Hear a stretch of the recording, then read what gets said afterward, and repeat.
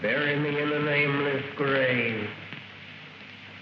I came from God, the world to save. I brought them wisdom from above, worship and liberty and love. They slew me, for I did disparage therefore religion, law, and marriage. So be my grave without a name, that earth may swallow up my shame.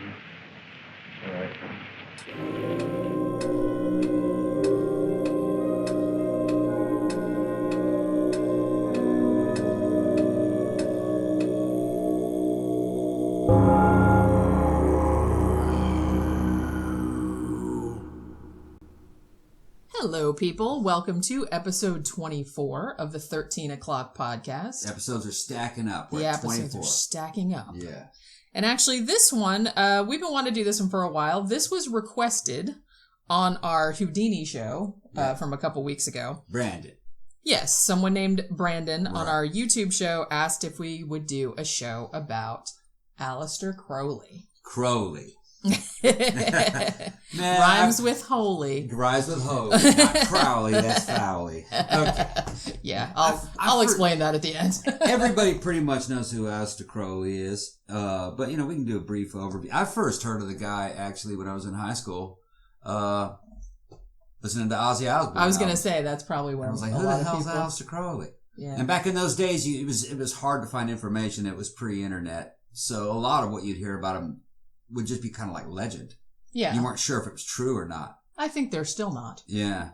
And then it was hard to find books about it. Yeah. You go to the library, you wouldn't find any books on Crowley. Yeah, I think particularly like in that time period, like I said, when you and me were the age growing up, I think a lot of people got into it through, Led Zeppelin and Ozzy Osbourne and stuff like that. British metal. Because they were super into him. Yeah. But obviously. He was the Marilyn Manson of his time. Yeah, in a way. yeah, he kind of was. Yeah.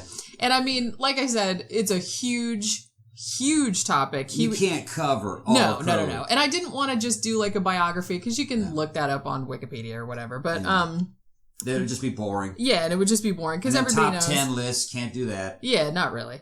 So what we kind of ended up doing was because his life was so crazy and like he got into so much shit like over his life. And you're not sure how much of it's true. And you're not sure how much of it is true because a lot of it was, confabulation and like later media things that were attributed to him and stuff and like that. Crowley was a teller of tall tales. Yeah. You couldn't really take Crowley at face value, I don't believe. Some of the stuff that he claimed to have done, like Crowley defeated a female vampire. In his own words, he said he did that. That's one of my very favorite stories. That the Golden Dawn said to him.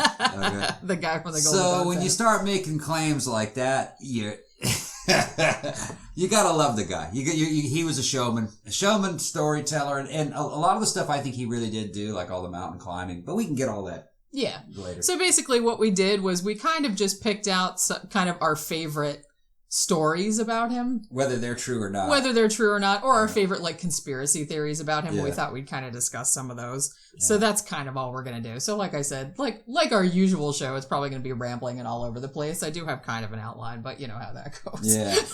I think, a baseline is that if you look at Crowley's life, there are a lot of parallels between Crowley and LRH. L. Ron Hubbard. Yeah, I'm going to get into that. There is a connection between the two, and I think that L. Ron Hubbard emulated Crowley a lot.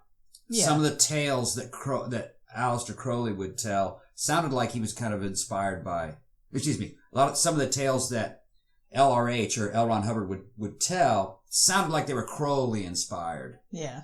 He wanted to be kind of like Crowley, I think. Yeah. Right. And, that was definitely one of the topics I want to get into. Okay.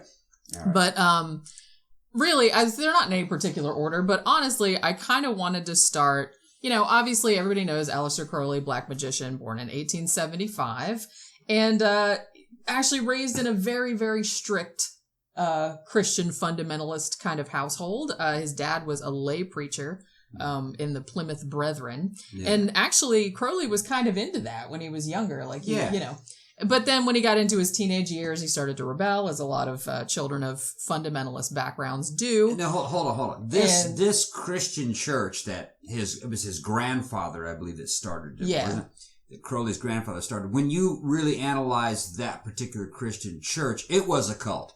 Yeah. It was a Christian cult. Yes, it was an offshoot cult. Yeah, it was bizarre. They were biblical literalists Right. and, the second coming and all that kind of stuff. Yeah, stuff. and it wasn't a big cult. It was a small Christian cult. Yeah. But he got raised in that. But when he got into his teenage years. I told that wrong.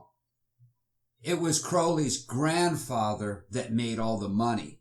Yes, at a brewery.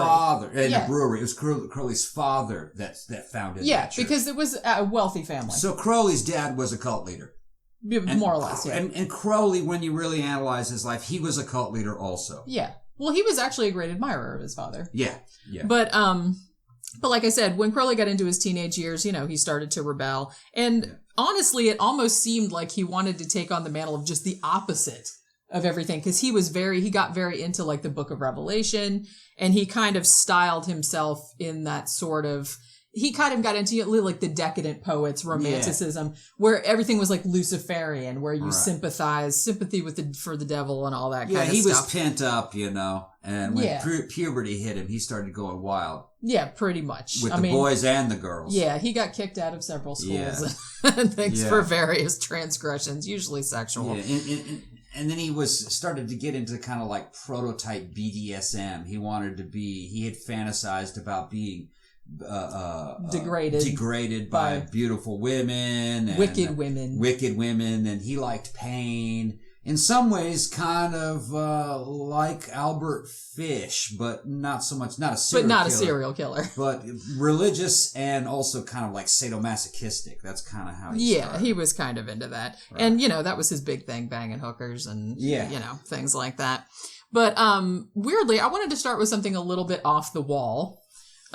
We did a show about Victorian poisoners before that were also Jack the Ripper suspects. Now, there's also kind of a connection between Crowley and Jack the Ripper. Yeah. Somewhat tenuous. Crowley was actually really interested in the Jack the Ripper case. Now, he claimed that one of his earliest sexual conquests, I guess, was a parlor maid. This was when he was a teenager, was a parlor maid that worked in the Crowley household. Yeah. And he said, when his family was away, he started like experimenting with this girl, and like he fucked her in his mom's bed. Yeah, he's getting down with her in mom's and bed. all this other kind of stuff. Caught. Yeah. Yeah. And he said that after this little dalliance was found out about, the family fired this particular parlor maid. She went out and lived on the streets as a prostitute, like she changed her name, and was later murdered by Jack the Ripper. Yeah, I don't believe a word of it. I don't think that's true. I don't believe a word of it. But that's a Crowleyan style tale. Yeah. That's something he would tell. Yeah. It's a good story. It is a good story. Right. I did like that story. Yeah. But oddly enough, that wasn't the only Jack the Ripper kind of connection. Like I said, Crowley was super into Jack the Ripper. He actually wrote an essay called Jack the Ripper in the 1930s, I believe. And he said that he knew who Jack the Ripper was. Uh-huh. And that it was a black magician named Robert Donston Stevenson. Now, he said he knew this because there was this woman named Vittoria Kremers. And she was a member of the Ordo Templi Orientis, which was, the magical society that Crowley was the head of from 1912 to 1914. At least the British branch of it. And she said that she thought that Robert Donston Stevenson was the Ripper because she had been talking to him about it one day. And I guess one of the big bones of contention at the time was, well, how could he have walked around all covered in blood and stuff like that? And apparently, like, he opened his overcoat and was like, hey, I could have blood all over me and no one would see it and stuff like that. And then she also said that she was in his house. She was looking for some love letters from this other woman. And she looked like under his bed, there was a box under there. And there were like all these bloody dress ties under there. So she assumed that he was Jack the Ripper. And she evidently told this to Crowley. Now, so Crowley thought that's who it was.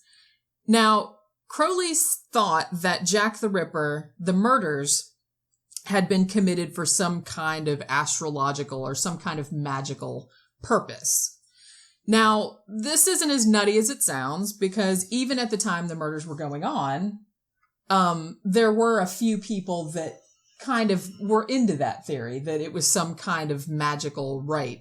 And there was actually an anonymous letter published in the Pall Mall Gazette in 1888, the same year as the murders.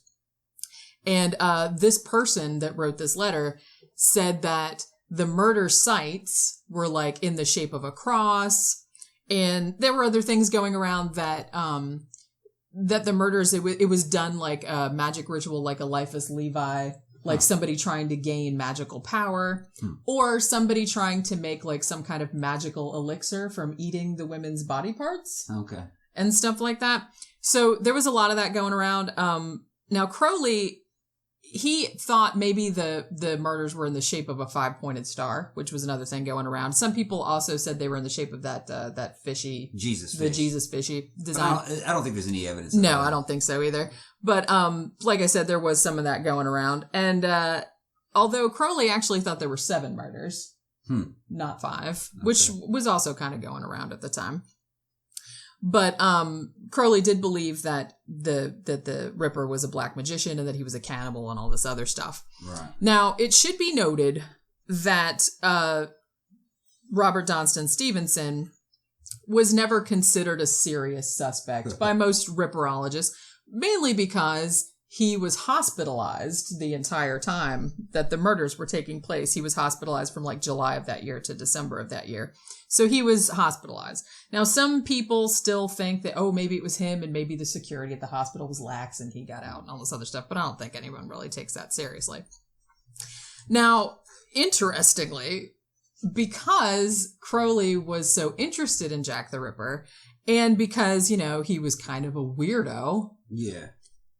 Later researchers, let's call them, think that maybe Crowley might have been a serial killer. I don't think anyone suggested that he was Jack the Ripper, which would be dumb. But there have been a few like kind of fringe conspiracy theorist type people that said that he was a copycat and that he had killed apparently around the time that that King Tut's tomb was discovered in the 20s. Yeah. And there was like 6 deaths in London that were attributed to King Tut's curse and all because they were mysterious or whatever. Yeah. And a couple conspiracy theorists have said that Crowley did those murders as kind of a copycat and that he did it like specifically so that it would be attributed to King Tut's curse. But but they must mean he did those murders magically because those people died of infections. Yeah, that's what I mean. I think they mean various accidents. So like I said, this is a crazy story. I just thought that was kind of a funny kind of funny juxtaposition there. But you know, no, I don't think anyone's seriously suggesting that Crowley was a serial killer. You got to give like context to Crowley. Yeah, and you have to look at Crowley in the context of the times in the 1800s. Yeah. And even the early 1900s. These were the goth kids of the 1800s. Yeah, more or less.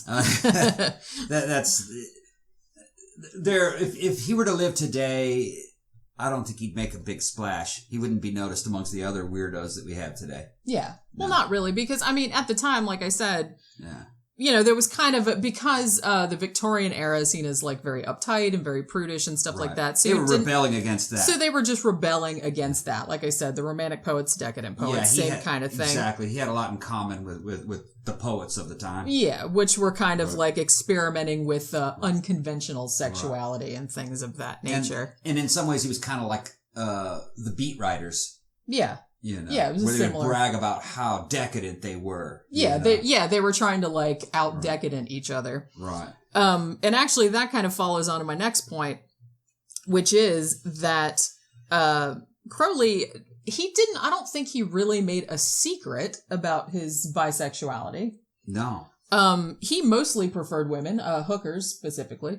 But what was weird is that he was open. He was open about his bisexuality, but he was ashamed of his homosexuality. Yeah, which is weird. Which is I thought weird that was kind of strange thing. Yeah, yeah, but which that doesn't make sense when you think about it. But when you listen to what the witnesses would say, he was embarrassed that he was a bottom.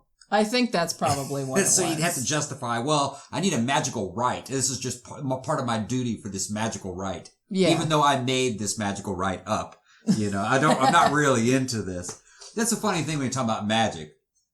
It wasn't magic as you would think magic would be, I guess you could say. It seemed like magic was mostly an excuse to have sex and take drugs. Yeah, but to say that you had some kind of higher purpose. There was a higher purpose behind it. And instead of just saying that you liked it and you were into it. Right. Which, nowadays people would just be like, I just like it, I don't care. But back then they kind of needed some kind of... an excuse to do it. Yeah, like a grand kind of plan, like I'm doing this for a higher purpose. Yeah, and you make a magical order and then you keep promoting yourself, giving yourself higher and higher titles.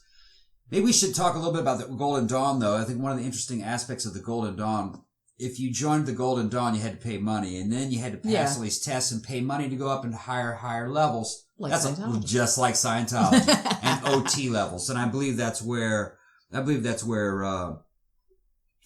Ron Hubbard got the ideas of OT levels. And I guess actually you kind of skipped over my other thing, but I guess I'm jumping all over. I guess we'll do the Scientology thing since you're leading up to that. No, get it. Okay, go ahead. Tell about the Scientology. And then I'll go back to the other thing. Right. But yeah, so we if you have been listening to the show for a while back we did a show on Scientology with special guest the Angry Gay Pope. That was a super fun show. So if you haven't listened to it, you should go back and listen to it. But so we've been like endlessly fascinated by Scientology. I used to work for a company that was owned by Scientologists, and they're nutcases. And I've had run-ins with Scientologists at Starbucks. So it's kind of something that's interesting to us. Now, there is kind of a connection between Crowley and Scientology. Now, L. Ron Hubbard claimed that he met Aleister Crowley. I don't think he ever met him in person.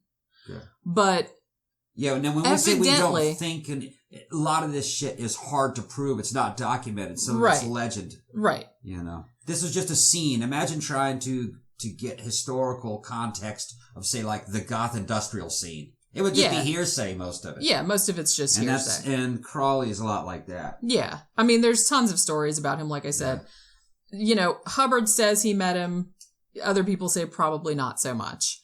But what happened was, now L. Ron Hubbard, and according to his son and according to other people that knew him, L. Ron Hubbard was super into the occult. And he got into the occult when he was 16 by reading Crowley's book, The Book of the Law. Mm-hmm. And so that was kind of the foundation of what would later become Scientology, according to his son, according to other people. Yeah, I don't doubt it one bit. I don't either, actually, because there are a lot of parallels. Yeah. Now, Hubbard, like I said, probably never met Crowley in person, but he did... but he claims to. Yeah, he claimed to. Right. Now, he did know a guy named Jack Parsons. They corresponded through letters. Now, Jack Parsons was a follower of the, magical order, religion, philosophy that Crowley started called Thelema. And Jack Parsons was also a member of the Agape Lodge in Pasadena, which was of the Ordo Templi Orientis. And so L. Ron Hubbard and Jack Parsons, evidently inspired by a novel that Crowley wrote in 1917 called Moonchild, they were trying to do this sex magic ritual to bring forth the Scarlet Woman, the Thelemite goddess called Babylon. Yeah. And this series of sex magic rituals was called Babylon Working. Okay. And this took place over several months. This was Hubbard and Parsons did this, evidently. Parsons, I think he was a rocket scientist, wasn't he? Yeah, or something like that. He was some kind of scientist, like a physicist or something like that. I think he eventually blew himself up with rocket fuel. I don't know. Did he really? I think so, yeah. That's pretty funny. But yeah, so apparently they liked this whole sex magic idea. And they met this woman. They met this woman named, what was her name? I have it written right here. Yeah, there's so many figures involved with these legends that you meant to keep it straight. Marjorie Cameron. Her name was Marjorie Cameron. And over the course of Babylon Working, these sex magic rituals, they were trying to bring forth a child. Not with each other, with Marjorie. And they were trying to... Because that would have been magical. That would have been pretty magical. That would have been pretty magical. But yeah, so yeah, they were doing stuff with this woman and trying to bring forth this goddess, this Thelemite goddess that Crowley had talked about by bringing forth a child to this woman. But evidently, it didn't work. I mean, she never conceived a child or anything like that. Probably inspiration for Rosemary's Baby. Yeah, it might have been. But that didn't stop Parsons from saying that the rituals were successful anyway. Okay. Because he believed, now he later married this Marjorie Cameron, he believed that she was like an elemental spirit in human form. Like you do. Yeah. And, so he said, well, we successfully got her to come through, so it's okay that nobody had a kid. But like I said, Ronald DeWolf, who is L. Ron Hubbard's son, said that Hubbard based pretty much the entire principle of Dianetics and Scientology and stuff like that on black magic, specifically on Crowley's stuff. Okay. And he also said that when Crowley died in 1947, L. Ron Hubbard supposedly wanted to take on the mantle of the Great Beast, since that's what Aleister Crowley called himself. I forgot about this. Yeah. And so people say, I don't know, it's like people kind of associate Crowley with Satanism, but he wasn't really a Satanist. No. He was identifying with the beast of Revelation. Yeah. And he was just a dark Gnostic. Yeah, it was that was kind of like that. Magician. But Hubbard, apparently, he said, well, I'm going to, after Crowley died in 1947, he's like, well, I have to take on the mantle of the beast now. And L. Ron Hubbard's son actually said that Hubbard thought that he was Satan. Okay. So I don't know how true that is, but that's what his son says. And so, Scientology, that's a whole other fucking ball of wax we'll get into. But like I said... Yeah, we're going to have the AGP back on. Yeah, we're going to have the Angry Gay Pope back on. But I mean, I think current Scientologists are trying to like kind of not... they don't really like to talk about that. No, they don't want to talk magic. about... No. There's also an Anton LaVey connection. Yeah. But that's outside the scope of the show, I think, the Anton. But it's a pretty common thing that Hubbard we got to do a show on Anton. Yeah, we should. Well, yeah. LaVey's cool, too. Yeah, we'll do a show on that, too, because that's kind of similar. But, so Scientology, probably based on black magic, even though they don't want to say that. Yeah, and then black magic is really more just about orgies and taking drugs. Pretty much. Yeah. Although the weird thing about that is that Scientology was almost kind of like the other direction. Yeah, it was very uptight, which I didn't know when I didn't know at first about Scientology. But they're very anti. They give it like a corporate Christianity type veneer over it, but it was a machine designed to suck money out of your pocket. Yeah, which is kind of strange given the origins of it, because most cults, which Scientology is, and which a lot of the black magic societies were, I mean, pretty much their whole reason for existing was the sex magic rituals and taking drugs and stuff like that. Yeah. Like you said, giving it a higher purpose, like you were doing something important. Well, that was a good line to get the babes. Yeah. You could get babes involved in this if there was some mysterious magical shit. You're going to dress up in these costumes and, a lot of theatrically to it, of course. Well, yeah, I can see that. It was the goth scene of the day. Yeah, that's exactly what it was. Yeah. And, since we kind of mentioned that too, because I wanted to go back and talk a little bit about, like I said, how Crowley wasn't, he was a sexual libertine, like I said, which was kind of going on at the time. He was really into Percy Shelley and that kind of stuff. And he actually published a book of poetry called White Stains. Yeah. And he actually couldn't publish it in England because it was illegal there. I mean, homosexuality was illegal there. Oscar Wilde had gone to prison in 1895, only a couple years before White Stains was published. So, they did kind of take it seriously. And, so he published this. I've actually read most of it. It's online if anybody wants to look it up. Just look up Aleister Crowley, White Stains, the whole, all of the poems are. Now, some of them are not, some of them are just like poems. It's not, it's probably not shocking by today's standards, obviously. But in the 1800s. But I can see how late 1800s, early 1900s, that would be very shocking because there was shit about bestiality and necrophilia and smelling poop and that. That's probably how some of that stuff got into black metal music. of the 80s. Probably. Like Venom and... Probably. Venom was all into that. They mentioned bestiality. Yeah, I mean, stuff like, my hands with all putridities to chew thy dainty testicles, that kind of stuff. And like, to probe thy belly and to drink the godless fluids and the pool of rank putrescence from the stool, and that sounds like Venom lyrics. Yeah, that's what I mean. That's probably where they got it from. But yeah, it's all about having sex with animals and corpses and eating shit and stuff like that. So you can see why that was a little alarming. Crowley playing his games. It was actually he was a kid when he wrote that too. I think he was in his early 20s when he that was pretty much. I mean, he got into English literature when he was in college, so he was But that actually, they couldn't publish it in England, and I think even copies that got into England, they mostly got burned. Yeah. They published it in Amsterdam, and it was the same publisher that published Oscar Wilde stuff and Aubrey Beardsley. And yes, Crowley evidently admired Oscar Wilde, but he didn't want to end up like that. Well, so no one wants to end up like Oscar Wilde. Poor guy. He tried to keep his gay action on the down low. Yeah.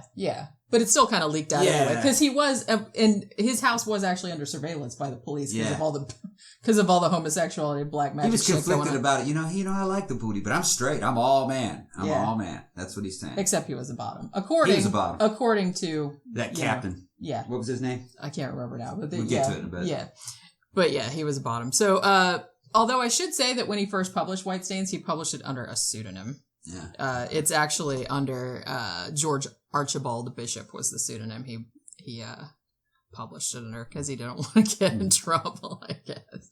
But okay, so what's the next story? Well, we're coming up on the halfway point already. Halfway already? I know. God, we're just blathering our heads off. This might have to be a little bit longer show. This is such a huge topic. I know. Well, like I said, we can do a part 2 at some point if we don't get to everything. But so I'm gonna stop right here and take a break. So we will be back in just a few minutes with more fun Aleister Crowley stories. Yeah, it's like Aleister Crowley rambling. Yeah. Rambling about Aleister All Crowley. of our shows are But yeah, he's funny though. Yeah, he's a fascinating character, that's for sure. He's kind of a dick though. I wouldn't have liked to have hung out with him. Even though most of the most egregious stuff about him, like baby sacrifice and stuff like that, I'm sure is not true. No, it's not true. But he probably did bring women home to his wife.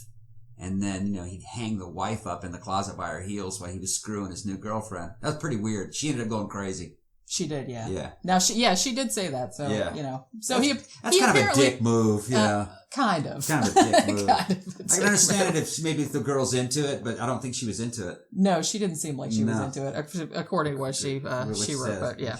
Okay. Okay, so we're going to take a break, and we'll be back in just a few minutes. How do people who make stuff up for a living make stuff up? New York Times bestseller Jonathan Mayberry told us. Oprah's book club favorite Sue Miller told us. You sort of take a character and make some bad things happen. How'd we get them to do that? We colored them, just like at a cocktail party, except through your headphones. Join us every Thursday for the Liars Club Oddcast. A slightly unhinged podcast where storytellers interview other storytellers. Available on Project Entertainment Network, iTunes, and everywhere podcasts are heard.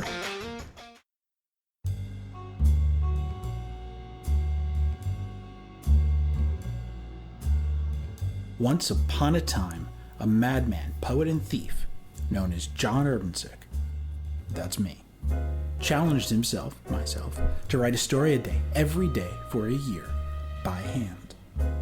Some of them worked. Some of them failed. Some of them were spectacular. And then I did it again. Join me every week for Ink Stains as I do it a third time. And I will read you some of these stories. I'll talk about the process, about creativity in general, writing in specific, and maybe I can help ignite your artistic adventures.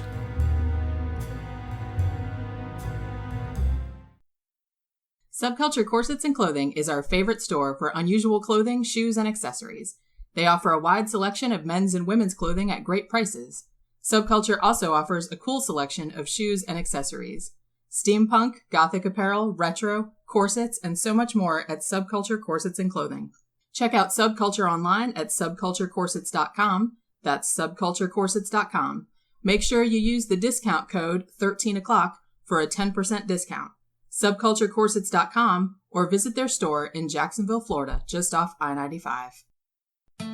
Three Guys with Beards. The usual gang of idiots. That's me, Christopher Golden. New York Times best-selling authors. My name is Jim Moore. Interviews with pop culture stars and creators. I'm Jonathan Mayberry. And they don't talk about politics. Course of Human Events. Jesus, let's not talk about the course of human events today.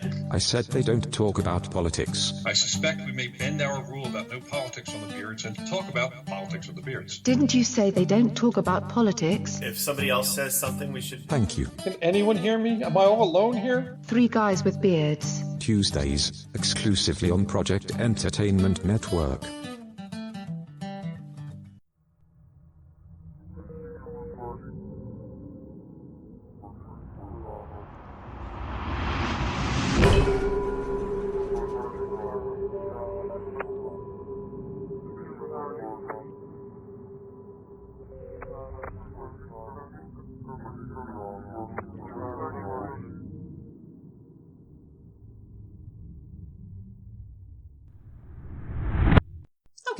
More fun Crowley stories. Yeah. Now here is a story. This is just very brief, but most people have heard of the Hermetic Order of the Golden Dawn and stuff like that, and Crowley got into that. Now he was kind of mad at first because when he first entered, I guess they put you in the outer orders and it takes like a really long time. Yeah, this is a good story. To like work your way like up through the levels and everything like that. Yeah, he was like, fuck that. Yeah, he's like, fuck that. I need to be the boss of this shit right here. So he actually went through most of the levels and he paid the money and all that other stuff. Went up through his OT levels. He went up through his OT levels and everything. And, but then he really wanted to get into the second order. That was like the real, that was like, the outer order was kind of like the kids' table. Yeah. So he wanted to get into the big shit where like, W.B. Yeats and all the big guys were. Yeah. So evidently to do that. Yeah, because, it's funny because the Golden Dawn was recruiting celebrities just like Scientology. Just like Scientology. Would do. So he wanted to be where the celebrities were. Yeah, yeah.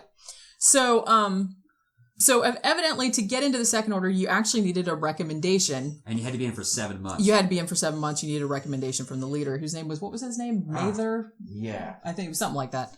Please correct me if I'm wrong. I have a million things. It's not really important here. Yeah.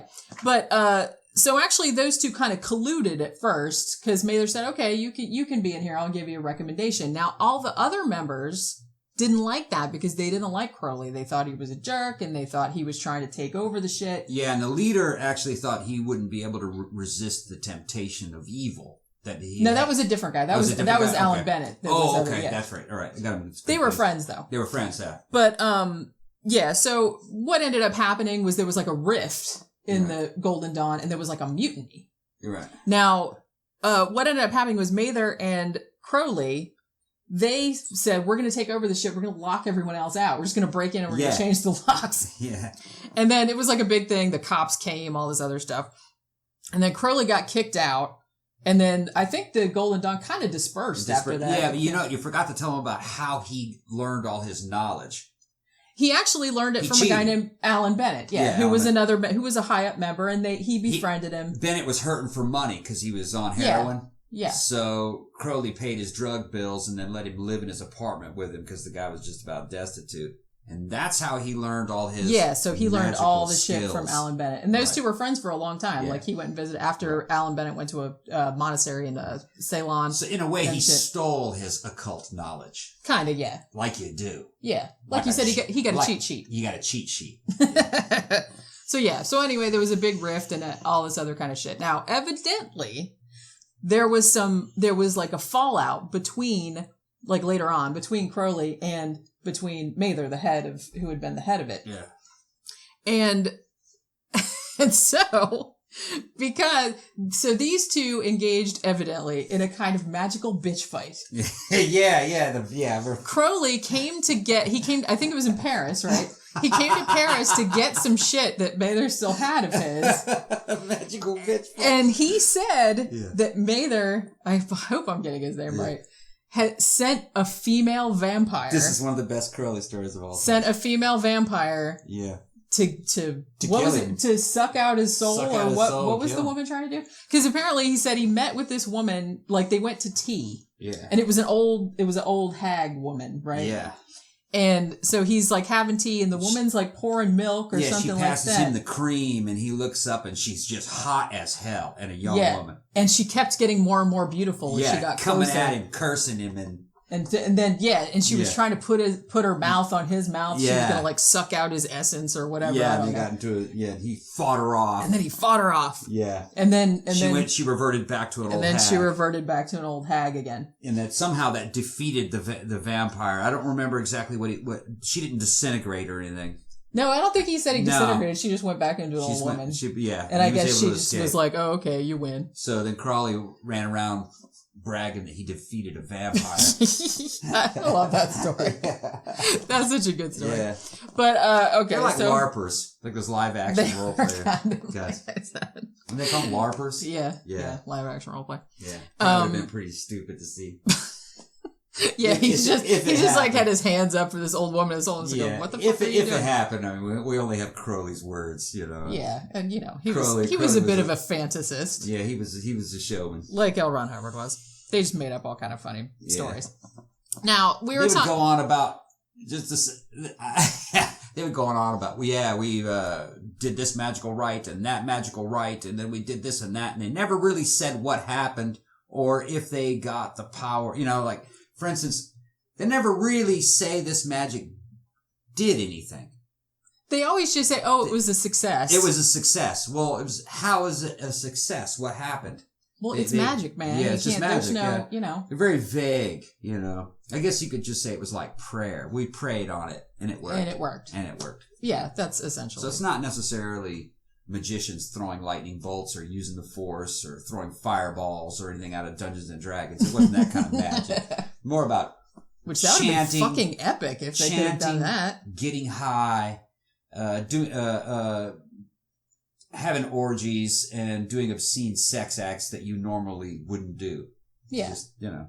Just give yourself an excuse. Putting a fancy veneer on it, probably. Right, yeah. Give yourself an excuse to have sex with a dog. Like anyone needs one. I'm just kidding. But, good dog hater. So what? So anyway, I'm not explaining that. So let's go with something a little bit more off the wall. Yeah. Since we can get more off the wall? Well, no, I mean off the wall in the sense that kind of veering off in a different direction. Now, what maybe a lot of people that aren't super familiar with Crowley don't know is that other than being an occultist and black magician or whatever, he was also quite an accomplished mountaineer. Yes. And he actually kind of got into that in college, and he was in the Scottish Mountain Climbing Society or whatever.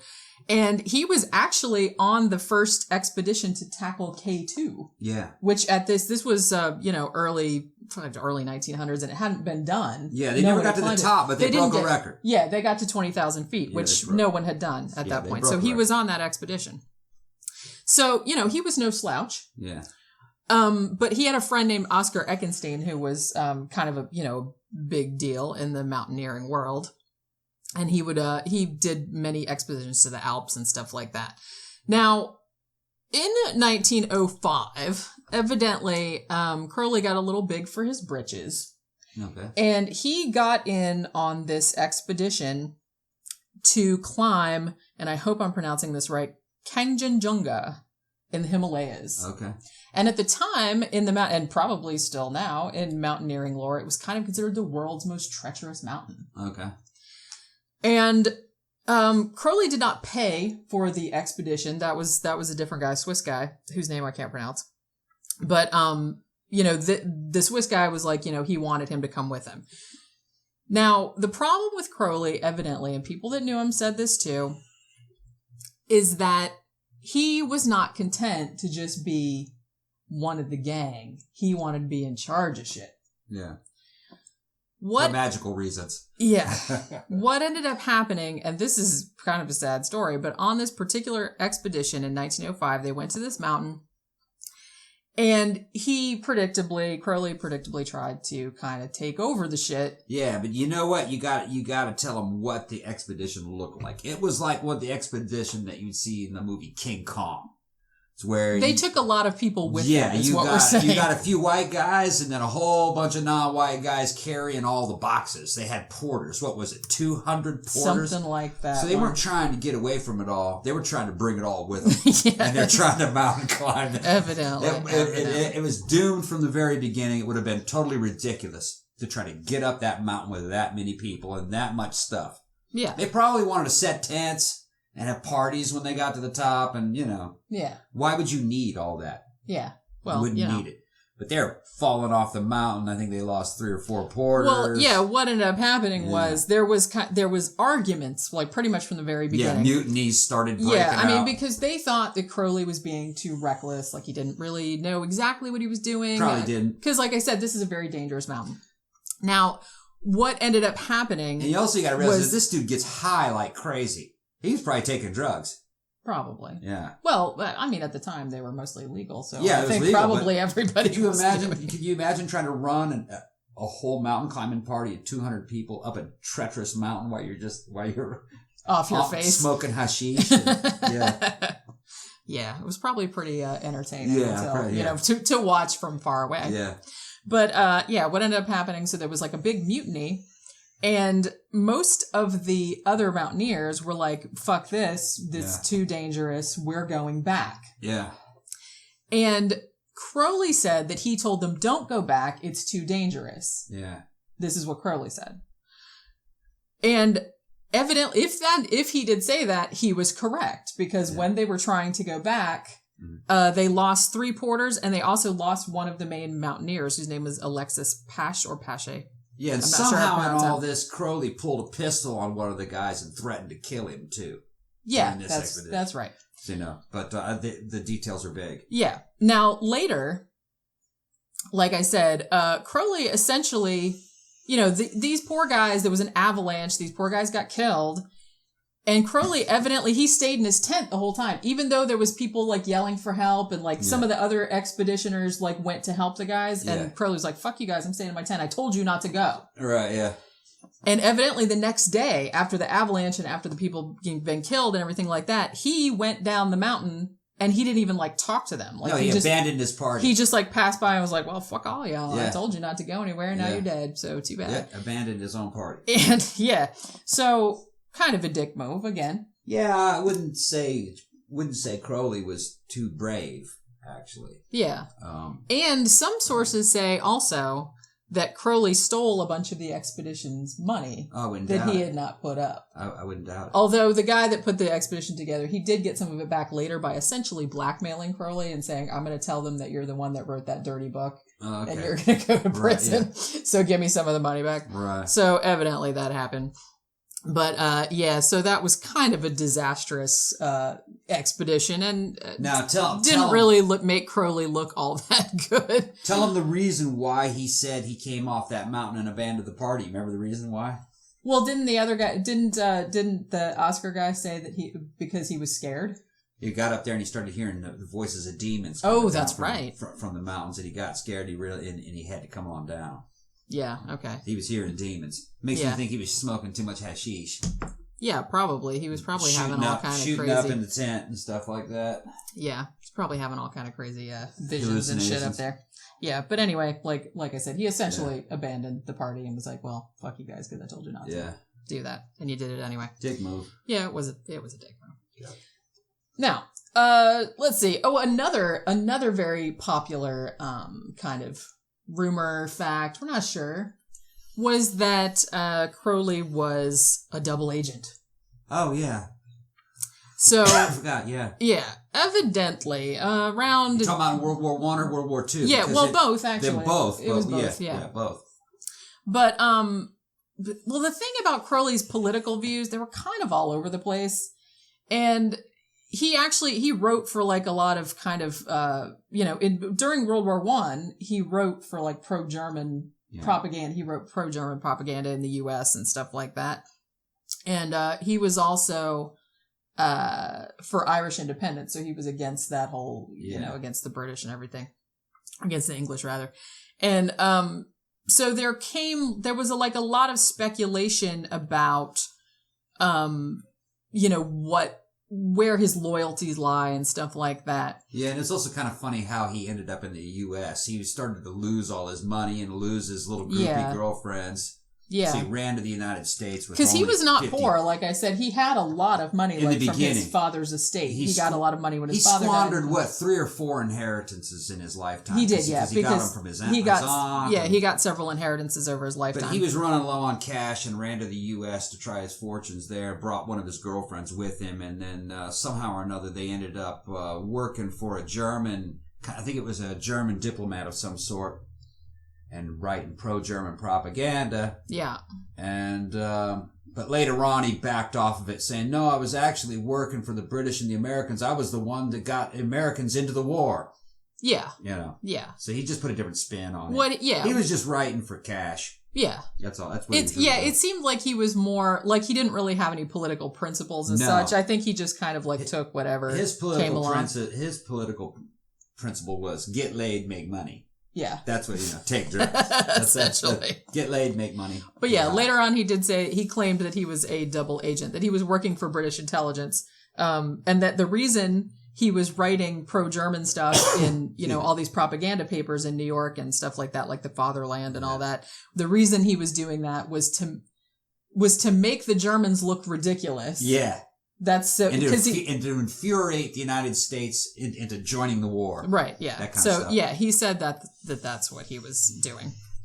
And, he also claimed, it has been claimed by a few other historians also, that, he actually encouraged the German Navy to destroy the Lusitania. Yeah. And, He's going to take credit, So all this other kind of stuff. Yeah. And, I don't know how true any of this stuff is. There is some evidence that he was, kind of asked about, double agent or intelligence type stuff. Wasn't there something to do with Hess in World War II? Yeah, evidently Ian Fleming wanted, who wrote, the James Bond novels, obviously. Wanted to get Aleister Crowley in contact with Hess to talk Hess into defecting or something along that lines. Now, it didn't happen though. Yeah. The British government said, no, we don't want to get involved with Crowley. Yeah. Crowley was old by then, and I think he died a few years after. 1947 he died, yeah. But that was just one of Ian Fleming's ideas. Yeah. To get Crowley involved. Because Hess was into Crowley, Hess was into Crowley, he was into the occult, and Hess was also kind of mentally unstable and gullible. Yeah. Yeah, okay. But so, like I said, I don't know. There was a book that recently, well, I don't know how recently it was, but that came out that said that they had proof that he was a double agent, that he was working for British intelligence and stuff like that. But I'm not sure how.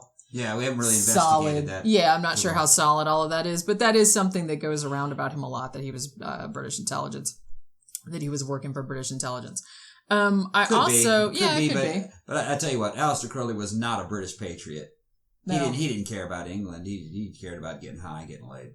Yeah. He spent most of his time abroad, traveling around. Yeah, I mean, he seemed like someone who was very self-absorbed.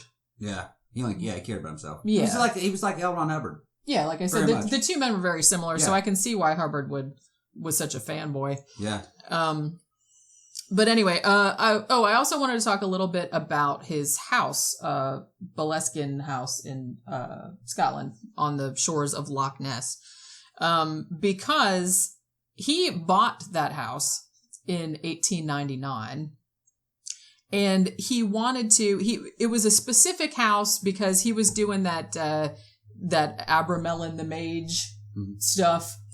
And in that book, apparently you had to have the house with a room in it set aside for the magic, and it had to have a door facing north. And then it had to have, like a patio thing outside where you could conjure demons and all this other kind of stuff.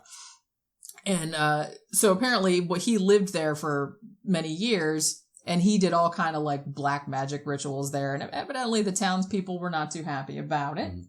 And a lot of things were attributed to him being there. Like, it was said that a lot of people that worked in the house, like workmen and stuff, like their kids died mysteriously. And, that people would see like shadow figures like up on the porch or whatever. And I think even like a butcher in town died, and like that got blamed on Crowley too. Yeah. And I'm sure, like I said, what was he doing in there? Having orgies, getting high like usual. But, and he thought he was conjuring demons, I imagine. Sure. You also have to look at it this way. Crowley loved when these stories would hit the media. Oh yeah, he was super into it. Yeah, he loved attention, and he loved to be facing criminal charges. He didn't care, because when his name got in the papers, he got more followers. Yeah, because he was constantly burning his followers out, drinking up all their money, and wearing them out. Just physically and emotionally, because he was what you'd call a very brutal master. If you wanted to learn from him, you were going to pay money to finance his lifestyle. You were going to do things like sleeping on hardwood floors, and cold, not much food, and sexual abuse. Basically, is what was going to happen to you if you wanted to be if you wanted to learn from him. Yeah. So, he might keep a wealthy student for a few months, maybe a few years, and then that student would become disenfranchised or, disenchanted with the guy and leave. Well, he had to get new ones. Yeah. And every time he'd show up in the paper, he'd get some new ones. Or he'd get new girls. He had all these girls that wanted to be sorceresses and hang out with magicians and sorcerers and black magic guys. He had a mystique to him, Yeah. And he was apparently real charismatic. And, So, he loved to be in the newspapers. Yeah. And the more negative press he got, I guess the more it attracted the kind of women he was into. Well, yeah. And honestly, the media kind of played into it by calling, like the wickedest man in the world and all this other stuff. And I'm sure they made up a bunch of shit about him. And he just was like, I'm rolling with it. Okay. Yeah, sure. I did all that shit. He had bad girls coming at him from all over Europe. And I would say that even though I didn't, I think the guy's amusing. Personally, I wouldn't be the kind of guy I'd hang out with. I think I'd get tired of a guy like that real quick. But I'd have to say that he was a success. He burned through 3 or 4 inheritances, lived out his entire life, doing what he wanted to do, to get high and have sex with young, good-looking women. Yeah. I think his last girlfriend was, 17 or 18? Probably, yeah. And he was in his 70s, I think. Yeah. Because I'm Aleister Magical fucking Crowley. Yeah, Aleister motherfucking Crowley. That's who he was.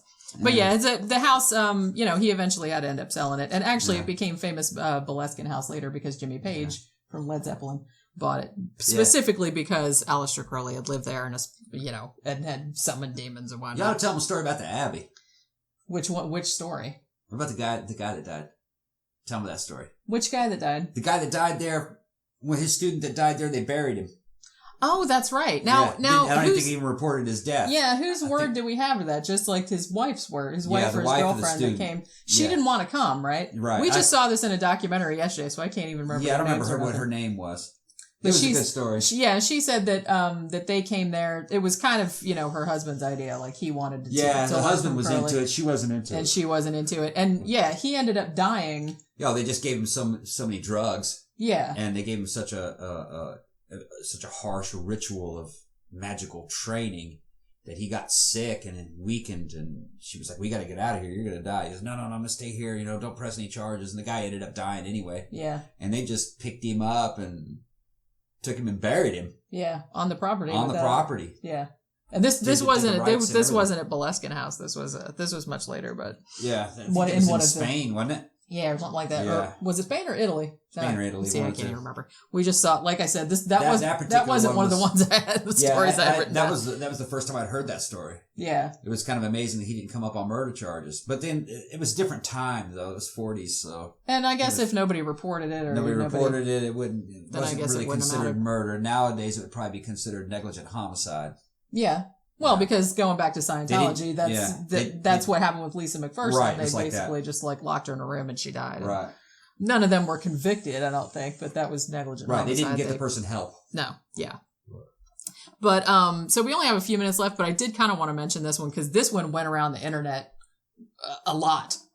That Aleister Crowley was the grandfather of George Bush. Yes, and you know what? It sounds crazy. It sounds crazy. It does. But this is plausible. It could be. He would have been the grandfather of George Bush. Yeah. Yeah, the grandfather. Because what ended up happening, Barbara Bush's mother was named Pauline Pierce. Pauline Pierce was in Paris in the 1920s, and Crowley was also in Paris. And evidently, Pauline Pierce hung out with Crowley and kind of partied. With the sex magic. So got knocked up. So there is some speculation that Crowley could have knocked up Pauline Pierce during one of these sex rituals. Which would make... Because apparently Pauline had Barbara Bush 8 months after her Paris sojourn. Right. Which would have made George Bush Sr., Big Bush, the child. Right. Right. That's weird. No. Pauline Pierce was Barbara Bush's mother.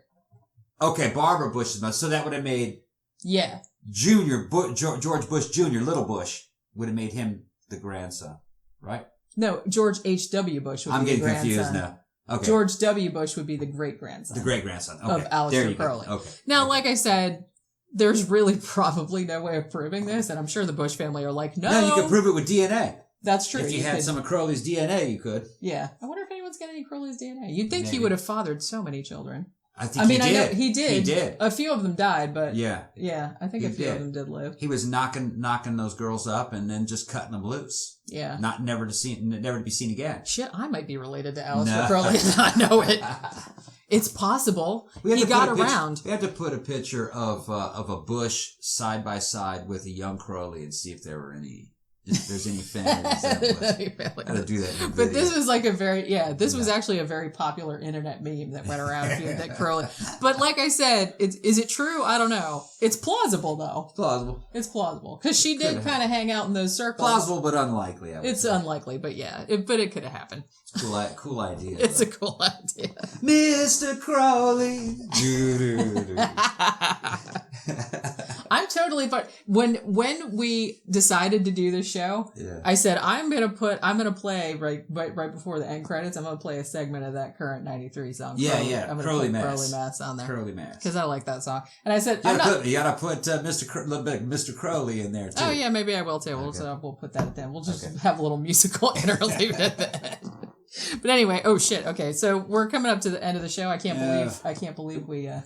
Yeah, we have to come back on Crowley. We'll do another show on Crowley. Yeah, we didn't even cover. And we'll just cover one topic about him. Yeah, we just wanted to do kind of general our favorite stories. There's about him. So much information on the guy. Yeah.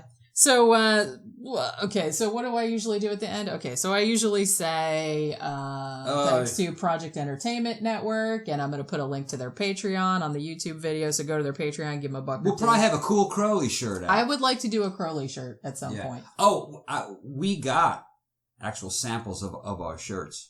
And the quality is very good. That's right. I forgot to say. We got a Vril Society shirt, and I got one of the ones with like the fancier looking logo on it. Yeah, and actually I'm very happy with how they came out. They look very nice. One thing I must say though, if you're one of these guys that sometimes wears a medium and sometimes wears a large t-shirt, go for the medium. They're actually a little bit too big, I think. The large is quite big. The large is a little big. Yeah. Right. So I think they run a little big the sizes. Yeah. Just keep that in mind. But if you guys are thinking of buying our shirts, like I said, Zazzle.com/13o'clock. Eventually I'll put a Crowley shirt up. I'm not going to make any promises about when it's going to be because I don't know when I'm going to have time to do it. It's got to be a young Crowley on there. Well, yeah, I'm not putting the old bald Crowley on there. Yeah. Bald fat Crowley in his diaper. Oh. Remember when he had that? He was kind of dressed up like almost like Gandhi. Yeah. In like a little diaper. It's sad because actually Crowley when he was a young man was actually pretty good looking. He was a pretty good looking dude. He had money. Yeah. Yeah, when he was young. He seemed, like you said though, I don't know if I would want to hang out with him. He seemed like he was OG, man. He was original goth. He was original goth. Yeah. He seemed like he'd been annoying as shit though. Oh yeah. After a while. He'd have been just like LRH. Yeah, see, and I can't stand LRH. That's with his fucking mouth and that. Anyway, real arrogant, egotistical, know-it-all. Yeah, I don't like that. Yeah. So anyway, that's the end of the show. I'm gonna put a couple little musical interludes at the end to entertain y'all and get out. Get on the way out. What the fuck am I saying? I don't know. And anyway, so if you like the show, be sure to subscribe to our channel here on YouTube. Or, go to listen to us on Project Entertainment Network. Listen to their other podcasts, too, because they're really good. And also like us on Facebook and follow us on Twitter. We are at 13 O'Clock Podcast. And I think that's probably going to do it for the show, right? That's for Brendan, huh? Yeah. Okay. That was for you. I hope you enjoyed that fucking rambling mess that was. It's a show. We knocked out a show. Yeah, we did good. Anyway, So we'll see you guys next Tuesday. Bye. Bye. Mr. Crowley, what went on in your head?